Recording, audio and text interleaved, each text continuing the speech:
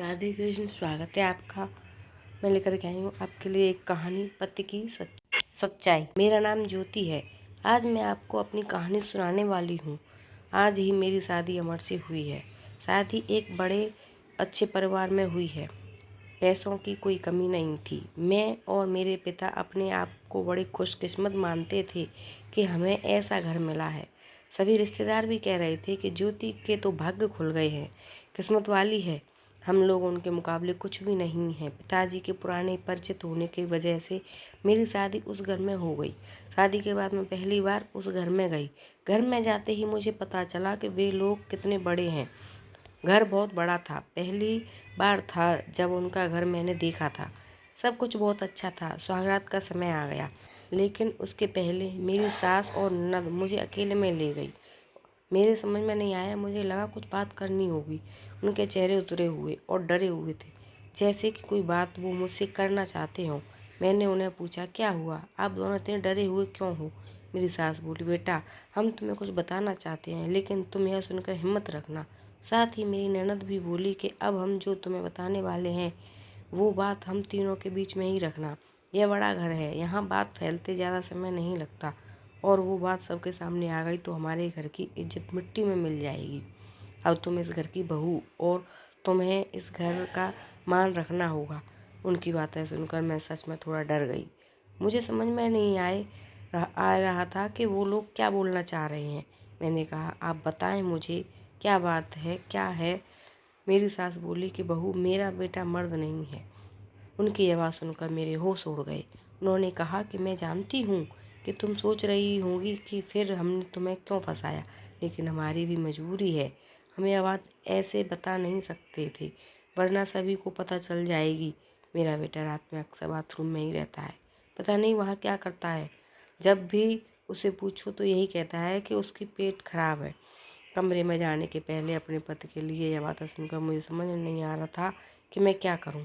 मेरी ननद कहती है कि तुम उससे बात करना, थोड़ा समय उसके साथ बिताओ, फिर उससे खुलकर बात करो। अगर कुछ हो सकता है तो हम ज़रूर करेंगे।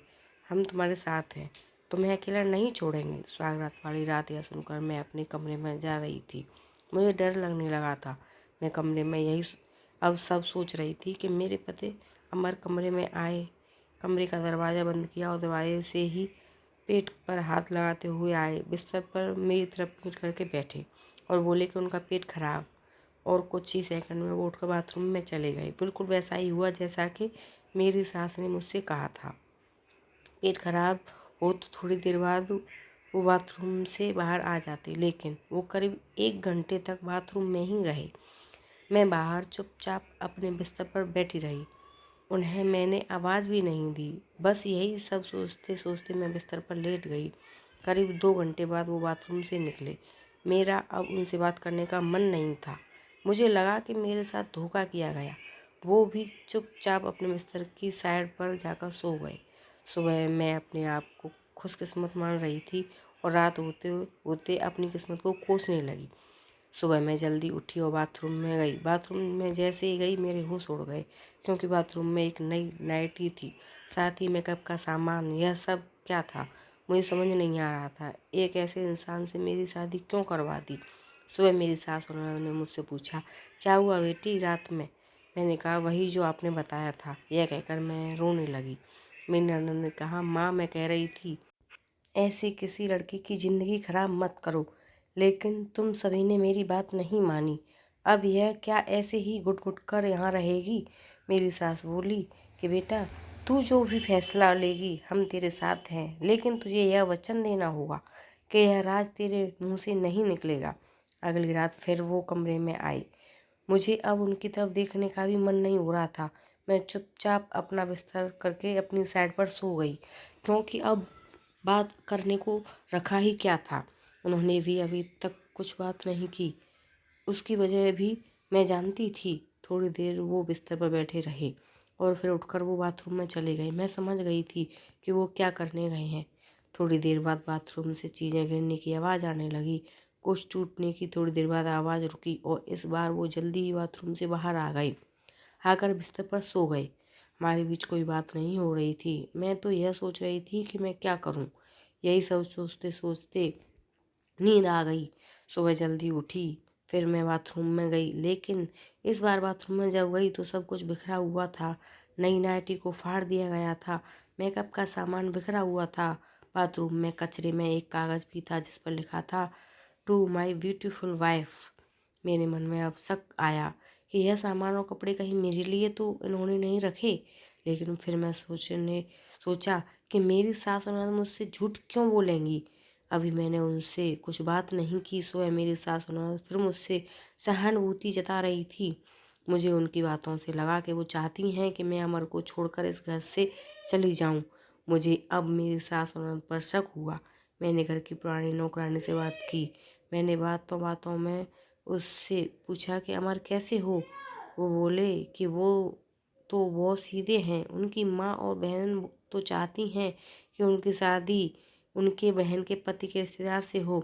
बहन और माँ तो बहुत खुश कोशिश की, लेकिन उनके पिता नहीं माने और उनके दोस्त के परिचित यानी आपसे शादी करवा दी। वो दोनों तो आपकी शादी के खिलाफ थे। कई दिनों तक घर में विवाद भी होता था, लेकिन तुम्हारे पति अमर ने कहा कि पापा जो बोलेंगे वही करते हैं। मुझे अब पता चल गया था कि मेरी सास ननद मुझे क्यों भगाना चाहते थे, इसलिए उन्होंने मुझसे झूठ कहा था। उन्होंने शायद अमर को कुछ कहा होगा। रात अब मैं अमर से बात करने का इंतजार कर रही थी। वो कमरे में आए तो उनका मुंह तो उतरा हुआ था। यह पहली बार था जब मैं उनसे बात करने वाली थी। उनके आते ही मैंने कहा, आप मुझसे कुछ बात करना चाहते हैं?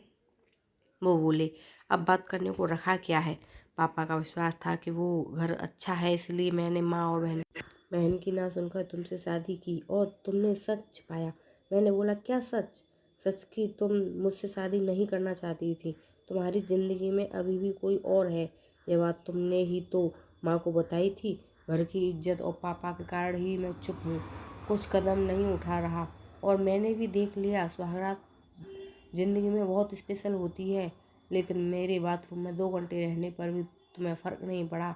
माँ ने सही कहा था कि तुम आवाज़ भी नहीं दोगी, बात भी नहीं करोगी। मैंने बोला, बाथरूम में रुकने को उन्होंने कहा था और कपड़े और मेकअप वो मेरी बहन ने रखा था।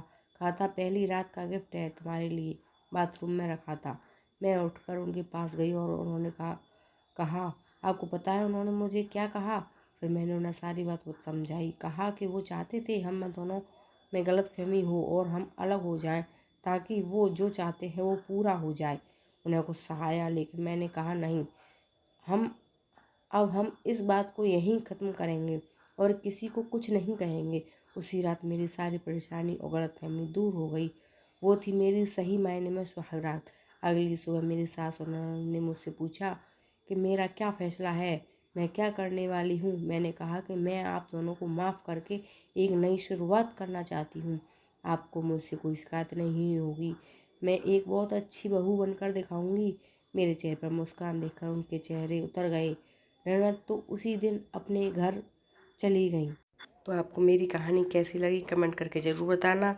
अगर मेरे चैनल पर नए हो तो मेरे चैनल को सब्सक्राइब करना, लाइक करना, शेयर करना। मिलते हैं एक और नई कहानी के साथ। तब तक के लिए थैंक यू, धन्यवाद।